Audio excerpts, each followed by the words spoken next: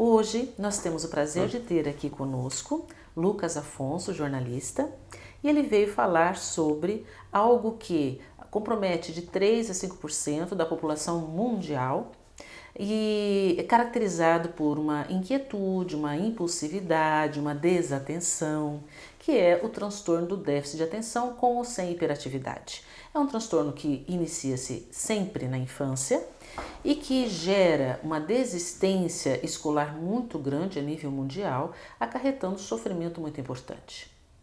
Obrigado por estar aqui conosco, Lucas. Eu que agradeço, doutora. É bom a gente trazer alguém que, apesar do transtorno de déficit de atenção, conseguiu vencer na vida. Você é um jornalista, né?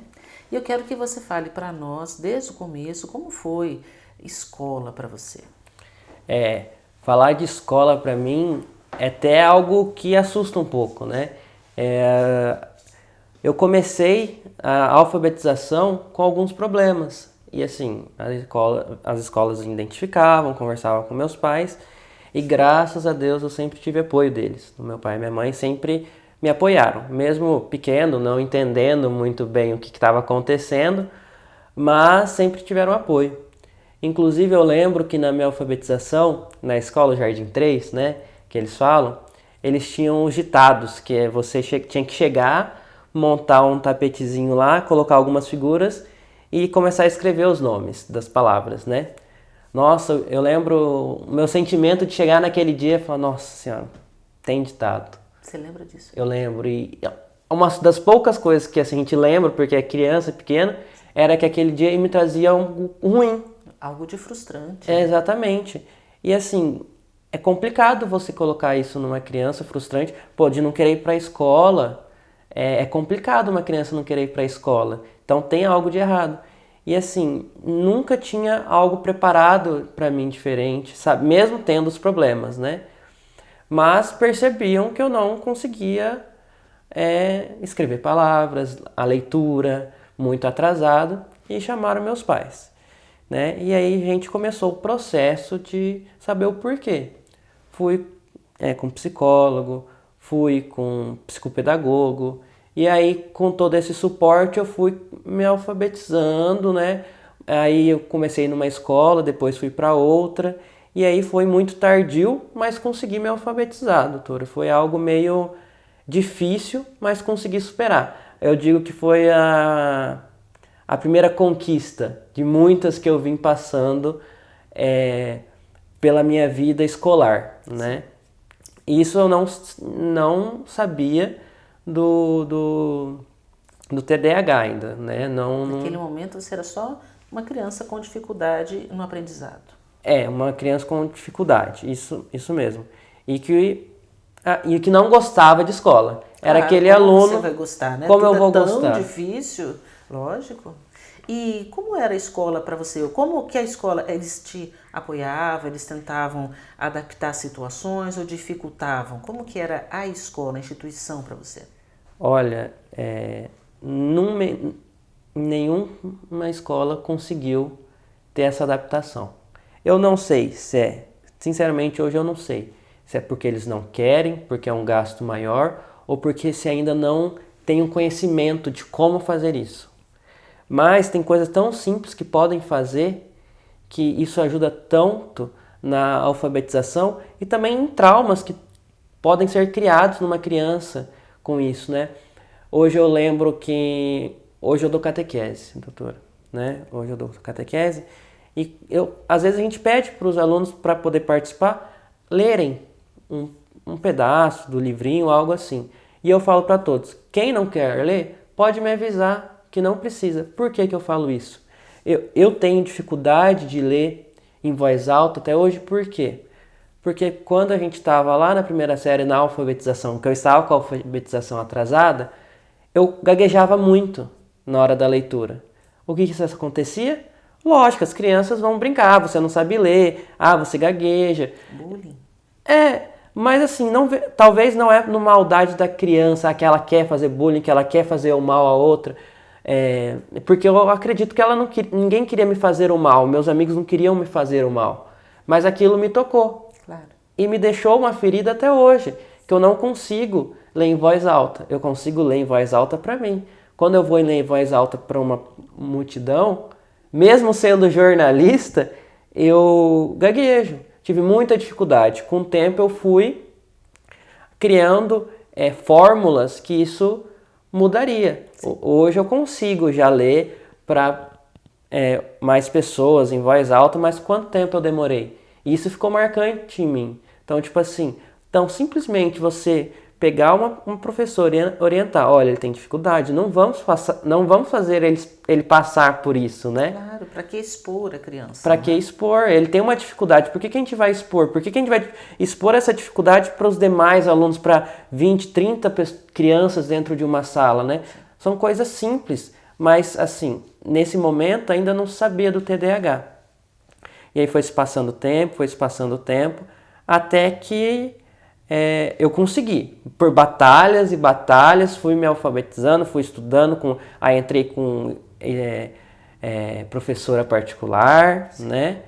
E aí eu fui passando, primeiro, segundo, até o 9º ano, e fui para o ensino fundamental 2 nessa batalha mesmo. Recuperação, o aluno que ficava de exame, doutora, eu falava assim, férias? Todo mundo chegava assim, se você não passar, você vai ficar mais tempo, porque você vai ficar de exame, recuperação. Eu já chegava a um ponto que eu já nem estudava. Porque eu falava, eu vou ficar de recuperação mesmo. Sim. Então eu recupero lá no final. Então, mas por que eu tinha que ter isso? Porque eu escutava muito, esse é o aluno que fica de recuperação mesmo. Eu não tinha aquele, não, você vai conseguir. Mas, quando a gente tinha professoras com bom senso, com humildade, com sensibilidade, já era diferente. Eu lembro do meu 2º ano, primeira, segunda série, do Fundamental 1. Era uma professora que eu levo até hoje, sei o nome dela, foi minha professora particular, mas ela tinha uma compaixão com o outro, que ela teve uma paciência comigo, que eu passei sem recuperação naquele ano. Eu lembro, foi a minha melhor série. Provavelmente ela adaptou o conteúdo, né? Ela teve paciência. Exatamente. Então, tipo assim, nossa, eu lembro desse ano, eu fico até feliz, sabe? Por quê? Por essa diferença. E eu tenho certeza que não foi a escola que passou isso pra ela. É dela. E aí eu fui passando, até que no fundamental chegou a escola e falou assim pra mim. Quer dizer, pra mim não, pros meus pais, né? Porque pra gente, a criança sempre é muito, acho que muito podada até demais, né? Que meus pais precisavam que eu tomasse Ritalina. Isso, assim, sim. Ele vai tomar Ritalina e ele vai passar de ano. Os meus pais acharam muito estranho isso. Como que a escola vai ter fazer o diagnóstico e já passar o tratamento?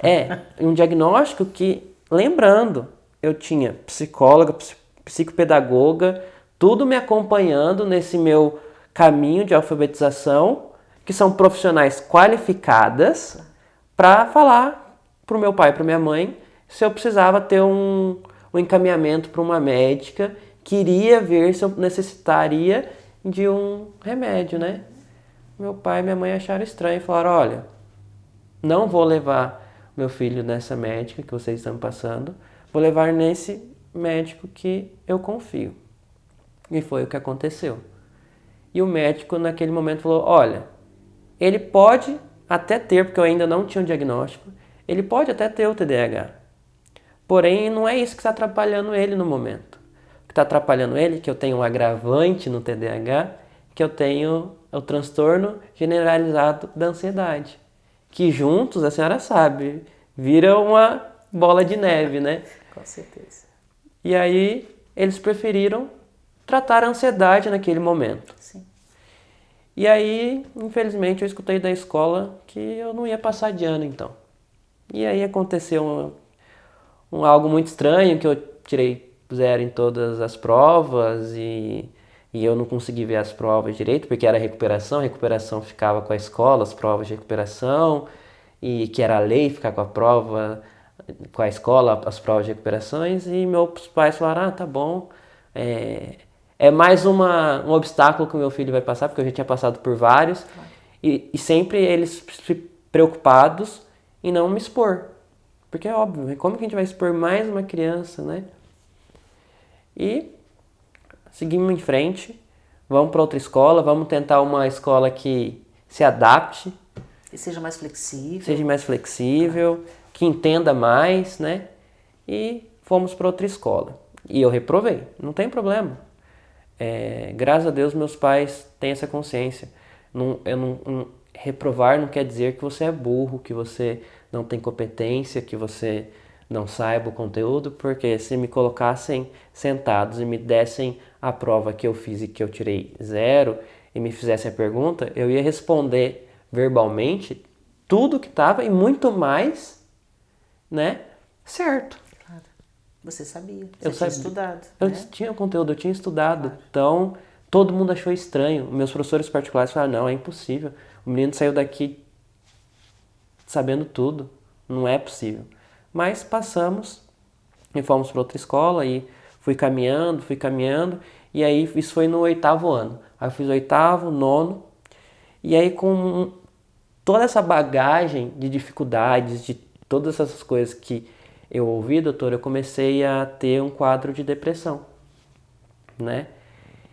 E isso aumentou muito no ensino médio, porque começa mais a pressão de você tem que... Eles olham para a sala e falam, aqui, ó, esse daqui é seu concorrente. Pô, meu amigo é meu concorrente, né? Você tem que ganhar dele, você tem que ter a nota melhor que a dele. Se você não conseguir, você vai perder a sua vaga na faculdade. E a pressão começa.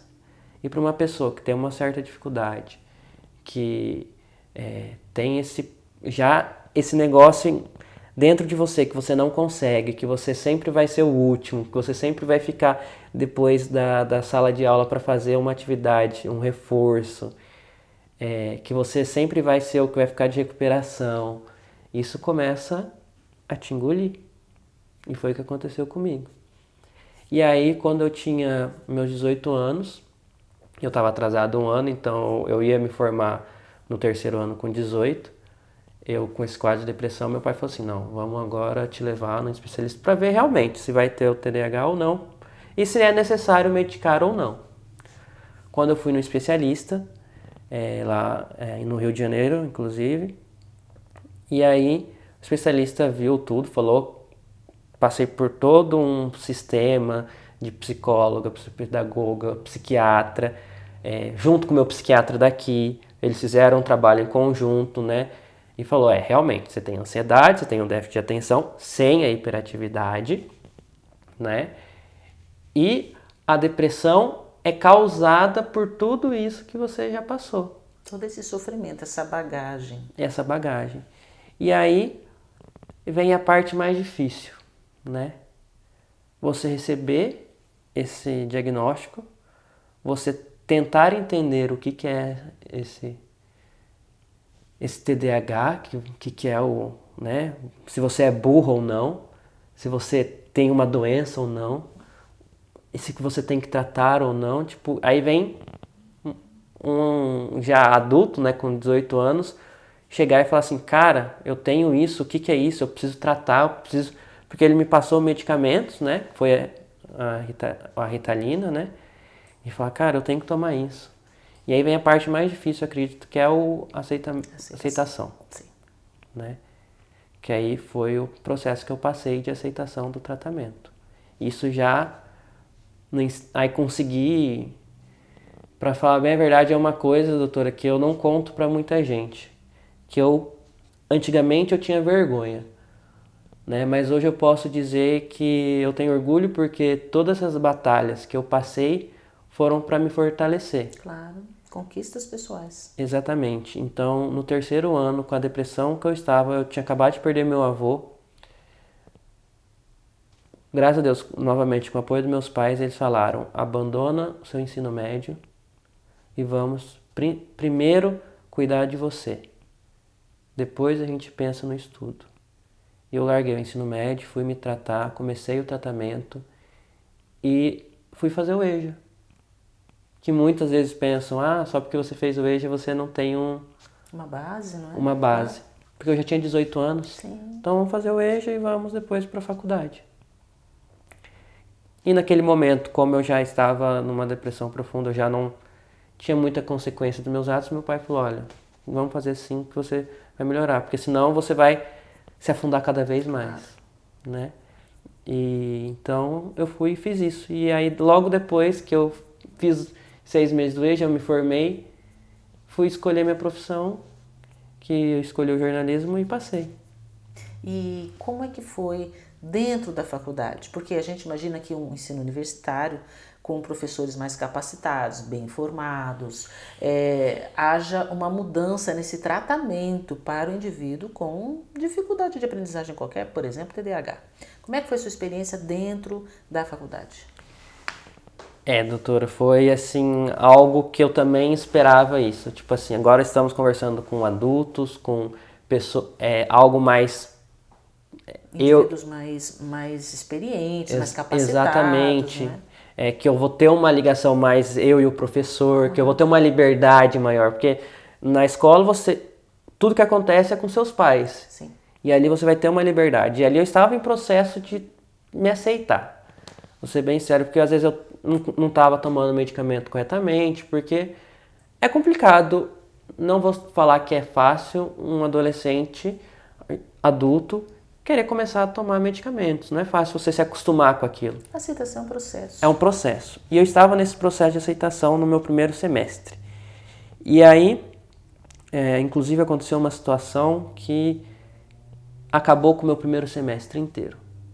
No começo do ano eu cheguei e falei assim, não, eu tenho isso, eu estou tratando e eu vou mudar. Porque eu cheguei na faculdade falando, eu vou ficar de DP. Eu vou passar meu ano de DP. 4 anos a faculdade, eu contava, né? Então eu vou fazer acho que em 6, porque eu vou pegar minhas DPs, porque eu estava acostumado, eu tinha um negócio em mim que eu estava acostumado a ficar de DP, de recuperação, de exame, né? Sim. Mas eu falei, não, agora eu vou tratar e vai ser diferente. E cheguei num professor na faculdade e falei assim, professor, eu tenho TDAH, eu fui no médico e tal, mas eu tô medicado, tô tratando. E só tô com dificuldade na matéria do senhor porque ela é muito teórica, né? Então, assim, se o senhor puder me ajudar, e o professor falava bonito, falava que fazia pós-graduação em psicologia, eu falei, esse professor vai me ajudar bastante, né? E fui. E ele falou, não, vou te ajudar, qualquer coisa você pode contar comigo. Eu falei, pronto, agora eu vou, né? E aí fui estudando e me dedicando à matéria dele, né? Me dedicando à faculdade. Falei, agora vai ser diferente, a minha vida vai ser diferente. E aí na primeira prova, ele foi entregar, fiz a prova dele, uma prova muito difícil, porque foram 3 questões e 3 questões de escrita. Para quem tem TDAH, a escrita é muito complicado. É complicado. É aquela prova que vai pegar no seu ponto fraco. 3 questões ainda. Aí eu falei, eita, nós. Mas ele vai me ajudar, o professor me entendeu, né? Eu vou. Por quê? Quando você está com TDAH, a sua cabeça está muito acelerada. Então, eu estou pensando lá na frente e a minha escrita está lá atrás. Então, eu posso comer palavras, posso comer um parágrafo inteiro, porque eu pensei que eu já escrevi e não escrevi. E aí eu formulei uma resposta, mas a resposta vai ser tudo ao contrário, porque a minha cabeça está muito acelerada. Sim. Né? E aí foi o dia dele entregar a prova. E chamando um, chamando outro e nada de me chamar.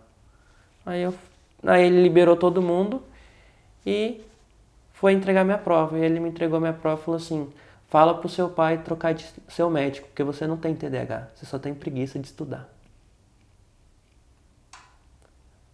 Quando você está numa fase de aceitação, já passou por tanta coisa, de ouvir tanta coisa, e você ouvir foram exatamente essas palavras, porque não sai da minha cabeça até hoje, né? Aquilo acabou comigo. Claro. No meu primeiro semestre foi jogado fora. Mas não peguei exame de todas matérias, mas não peguei DP. Aquilo, quando eu não peguei DP, me deu tem algo diferente aqui. E nesse primeiro semestre eu ainda não tomava os medicamentos corretamente porque eu tinha preguiça de estudar. Eu trouxe isso pra mim. Sim. Eu tenho preguiça de estudar. Pra que eu vou tomar esse remédio se eu tenho preguiça de estudar? Uma vida inteira pensando que você, ouvindo dos seus professores que você era um preguiçoso, como você ia pensar diferente disso? Você pega isso pra você. Claro. É muito complicado. Só que vendo aquele, opa, eu fiquei de exame, mas não peguei DP, porque eu acreditava que eu ia pegar DP, Sim. me deu um estalo. E aí, nesse primeiro semestre, nem amigos eu fiz na faculdade. Eu me fechei, me isolei. E aí eu comecei depois disso, a me interagir com amigos. E aí eu comecei a perceber, doutora, que eu conseguia estudar ouvindo. E aí eu comecei a fazer grupos de estudo, na faculdade tem muito isso. Claro. E eu comecei a fazer grupos de estudo, eles estudavam e eu só ficava ali, ó, ouvindo. E aí eu comecei a tirar notas excelentes. Segundo semestre foi subindo. E eu consegui. Eu falei, não vou pedir mais ajuda pro professor. Eu perdi a confiança nas pessoas que eu mais precisava. Claro. A não ser alguns que eu consegui confiar. Aí eu contei, aí eu fui, conversei, depois que passou tudo isso, eu entendi que não era também um grupo de professores, que a gente não pode generalizar. Claro. Cada indivíduo é indivíduo, gente. Tipo assim, não adianta você falar que uma pessoa com TDAH vai ser as mesmas coisas que eu.